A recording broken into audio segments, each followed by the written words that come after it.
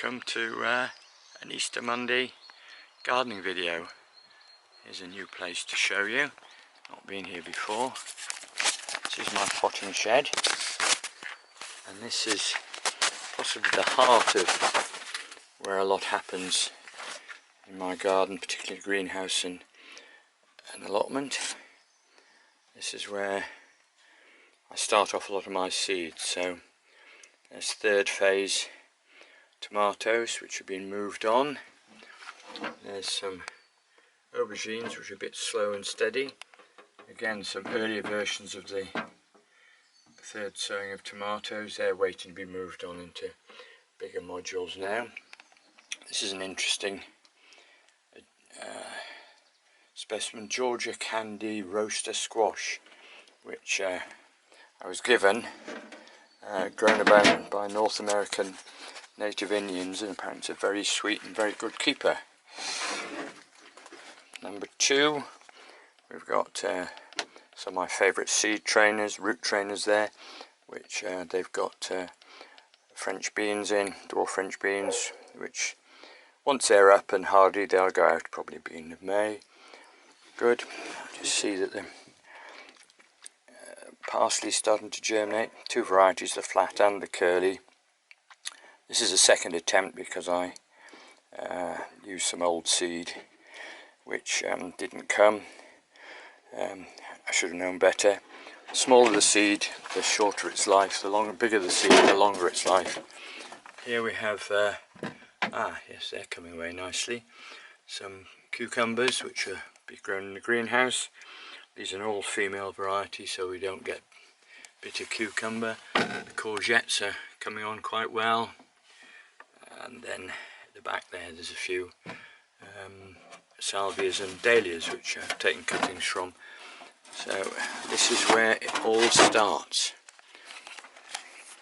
After I've checked the propagators in the potting shed, I usually head down to the greenhouse. There's always a few things to look at on the way down there in the morning. This is comfrey, which is beloved by bees. There's not many about at the moment because it's a bit chilly, but this bumblebee's having a nice time.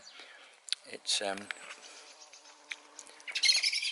also great ground cover, and when it's cut and soaked in water it makes a very good liquid feed for tomato and pepper plants in the greenhouse. And when it spreads too far I just hack it back and put it into the compost bin. It really adds some heat to the compost and helps get it going. And so there, onwards. This is a present from Jen's niece who visited from Australia. A little glass dragonfly which looks rather nice.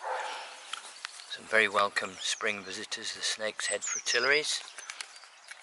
And then over here you can't miss these euphorbias. They are, I'm not sure which variety, but a wonderful acid yellow which shows up at this time of year, really glows. It's a little bit invasive, as you can see it's moving around the garden, but when they've lost that beautiful colour the fork will go under them and that'll be the end of them. Chives which will be used in cooking, and down behind here is some self-sown lemon balm, which has got a beautiful lemony flavour, almost like sherbet lemons, but it also makes a nice relaxing tea at night. On to here, fennel, bronze fennel, which is grown for its ornamental look, but it should taste just like it does aniseedy fennel, so that'll be nice in with some fish. Got some fruit blossom here. These are pears, which hopefully we won't get any frost. Behind the pear is one of the early apples, of early frost, early fruiting apples called Katie, and the imperial fritillaries are looking a bit worn now, but they were glorious when we first saw them. Here we are, this is the greenhouse overflow. Things hardening off, ready to be planted out. I don't know if anything's ready to go with the allotment yet. Let's have a look. I always like to make sure there's a good root ball. So if there's roots showing out the bottom, like these sweet peas, yeah, they're not far from being ready to plant out. What about these cabbages? Not much showing there. They'll probably have a few more days before they get planted. What about this cabbage here, this greyhound? Ah yes, that's starting to show. Can you see the little roots? These been taking up space. Yes, they're ready as well, look. A few roots coming out of the bottom of my French onion seedlings. Peas, which will soon be going out, they're doing well. Now into the greenhouse. It's not very warm this morning, but it's very cold outside. Perhaps I didn't set my heater hot enough last night, warm enough. Same old thing, just a little bit further on. Parsnips there. I'll soon get them out. Beetroot the same. Sunflowers, brassicas, various different things. Cauliflowers, red cabbage, savoys, Brussels sprouts. More peas to go out. A heritage one called Fairbeards, which is a tall old-fashioned pea. A few more brassicas and other ornamentals. The carrots are coming on, although it's going to be a while before we're pulling any of those, as you can imagine. Into the warm bit. And what have we got? Not very surprising. Tomatoes. All doing really nicely now. I use a soak tray to water. I find it works well to soak from the bottom so the compost at the top's not wet. More tomatoes in various stages. Dahlias are romping away now. Some new additions. This is rocket seed, which came through very quickly in the propagator, only about 3 days. Some of this will be planted in troughs outside the back door.